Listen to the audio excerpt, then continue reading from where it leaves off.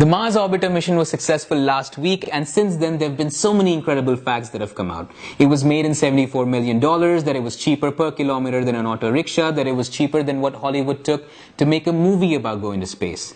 But one thing that wasn't as popular as it should be is how it was all done. It's brilliant and you should know it. See, India has launched satellites before, but Mars is 100 times further away than the moon.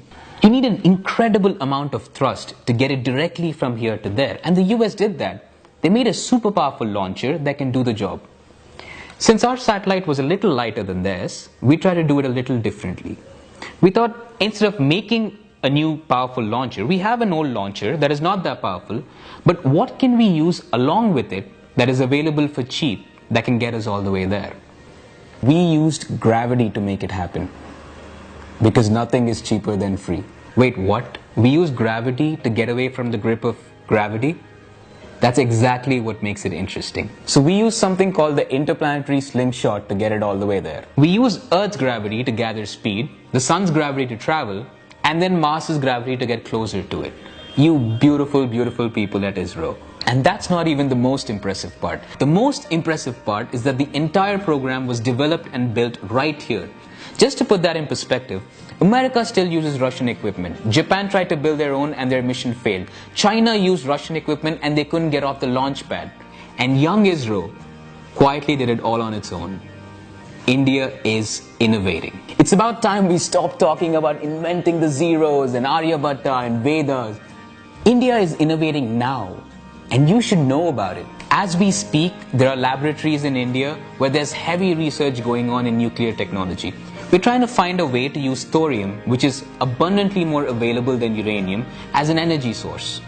The number of papers we've submitted on this is twice as much as any other country. And we even have a plant that's scheduled to come up in 2016. That is huge because India has the highest reserves of thorium in the world. Our energy problems could be solved forever. India is innovating. They say Indians are only good at managerial jobs and dog work. So these two guys went to find out if that was true. They went to talk to heads of innovations of major companies like Google, Microsoft and Intel to ask them if this was true. As it turns out, these heads of innovations were Indians, not people of Indian origin, people who came through the same rote education system here. India is innovating.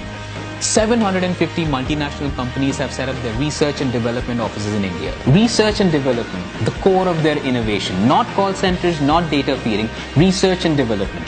IBM has 70,000 Americans and 150,000 Indians. The number of usable patents India puts out is as much as any other country. Flights can land in zero visibility and fly without collision because of Indian patents. India is innovating. There is so much innovation happening and it's just the beginning. We can do so much more. We need to stop being engineering graduates and be engineers. Engineer something. We need to stop being drafting experts and be designers. Make something. We need to stop making the aim of our lives to settle down and look to steer something up. See, when you say India is not innovating, we're not talking about the soil, the land, or the territory. India in that sentence is the people. That's you and me. So we're taking the first step. We're building a platform for innovators. We've made a page called The Makers of Things, where on a regular basis, we're looking to find and feature innovators throughout India. If you are someone who's made something interesting or know someone who's made something interesting, big, small, silly, anything, let us know so we can feature it. Right now, make sure you go to that page and make sure you make it show in your news feeds. So when people do come to talk about their innovations, let's make sure they have an audience. Actors and sportspersons have always been celebrities. For a while, let's try to make a new kind of celebrity. The inventors, the dreamers, the makers of things that keep us evolving.